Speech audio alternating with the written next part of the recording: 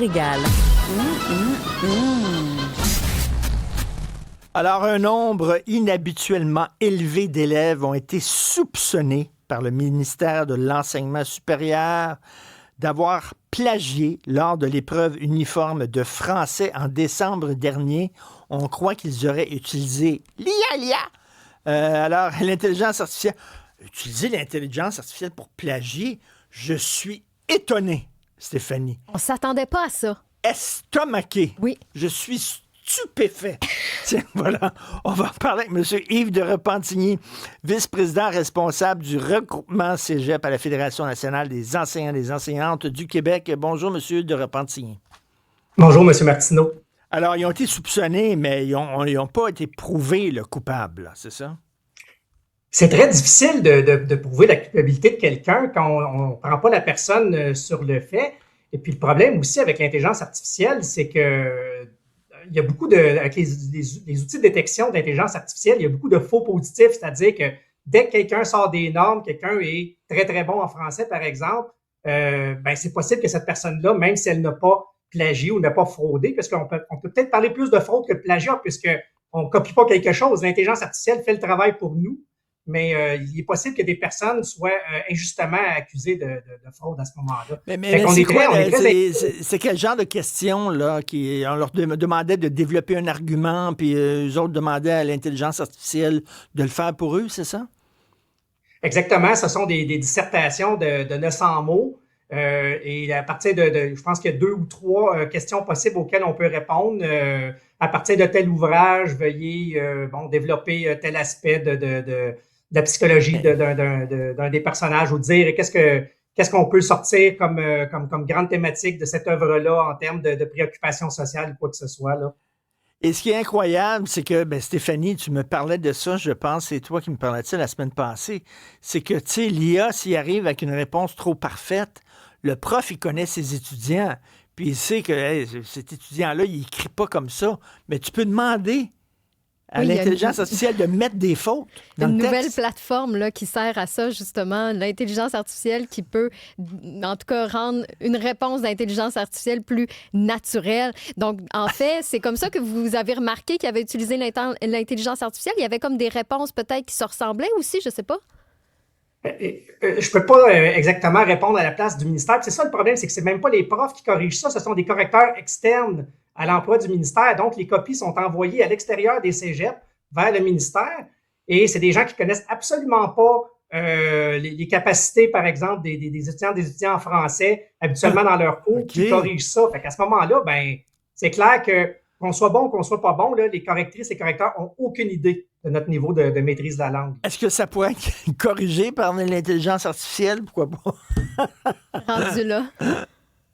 Mais en tout cas, là, ce qui est vraiment problématique, c'est vraiment justement de prendre les gens sur le fait, parce que parmi les stratégies qui sont utilisées, semble-t-il, c'est, par exemple, il y a des gens qui rentrent dans le local avec 2 cellulaires, en laissant un à l'entrée et gardent l'autre sur soi. Ou encore des gens, par exemple, qui vont avoir des lunettes Meta, là, vous savez, les lunettes développées par les propriétaires de Facebook et tout ça, qui sont quand même assez discrètes. Il y a des prescriptions à l'intérieur des verres, fait que c'est dur de dire aux gens enlevez-les, puis on peut enregistrer en direct et aussi avoir des réponses en direct. Et donc, c'est très subtil, puis on peut pas, tu sais, là, comme, c'est pas juste des profs qui surveillent, des fois, c'est même des étudiants qui sont surveillants dans les locaux de classe.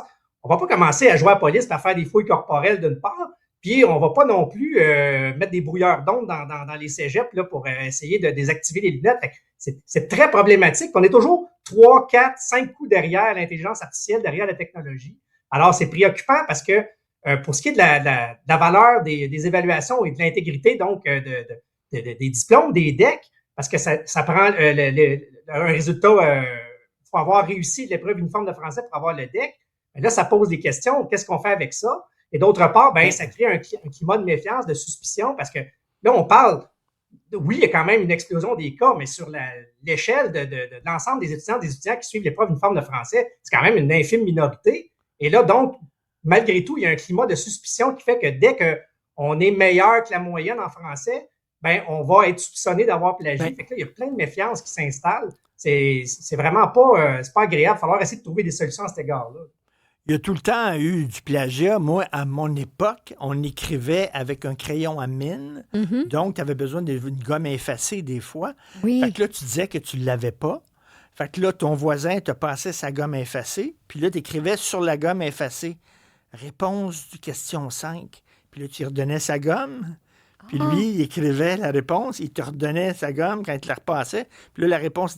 Je veux dire, mais là, à un moment donné, l'intelligence artificielle, c'est là. Ça existe, puis ça va être de plus en plus performant, de plus en plus caché. Il va y avoir des bagues avec de l'intelligence artificielle dedans, connectées à des micros dans nos oreilles. Je veux dire, à un moment donné, là, il va falloir faire avec. On ne peut pas désinventer une invention. Donc, ça va être là, malheureusement, puis il va falloir dealer avec ça. On ne remettra pas le dentifrice dans le tube, comme Ben on non. dit, là, où le train a quitté la gare, puis il ne reviendra pas. Là.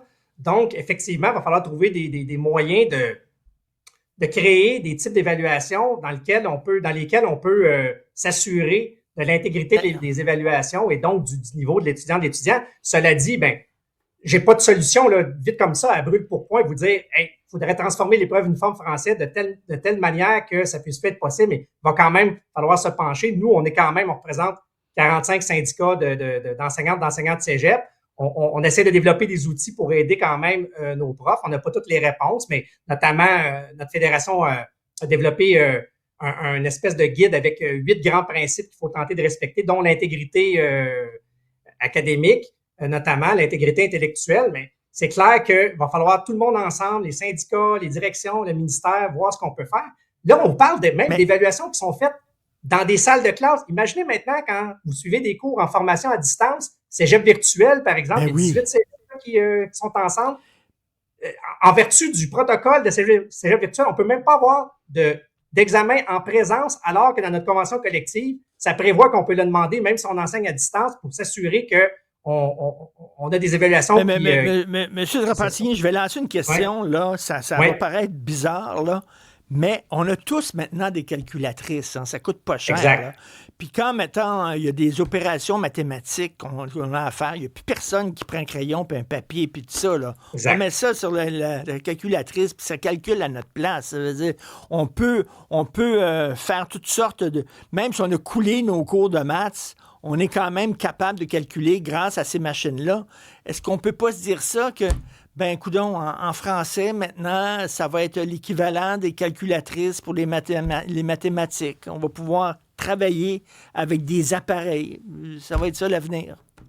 Ben, la calculatrice est un exemple. L'avènement d'Internet, de Google, etc., des moteurs de recherche, de Wikipédia, vous avez tout à fait raison. Cela dit, si je n'ai pas la base derrière, que je ne comprends pas la façon dont la calculatrice est arrivée à tel résultat, ça se peut qu'à certains moments, par contre, je me fasse induire en erreur. C'est le cas aussi avec l'intelligence artificielle qui a beaucoup de ce qu'on appelle les hallucinations, entre guillemets. Ben, c'est possible que si on se fie juste à la machine, ben, qu'à ce moment-là, ça nous induise en erreur. Puis, dans le marché du travail, même, ben, ça pourrait nous induire dans de graves erreurs. Fait que c'est ça aussi qu'il faut s'arranger pour préserver. Là.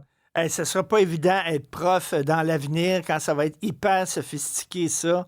Ça va être extrêmement difficile. Déjà que les profs, hein, vous avez la charge de travail est élevée, mais là, en plus, vous devez savoir qui utilise l'IA, qui ne l'utilise pas.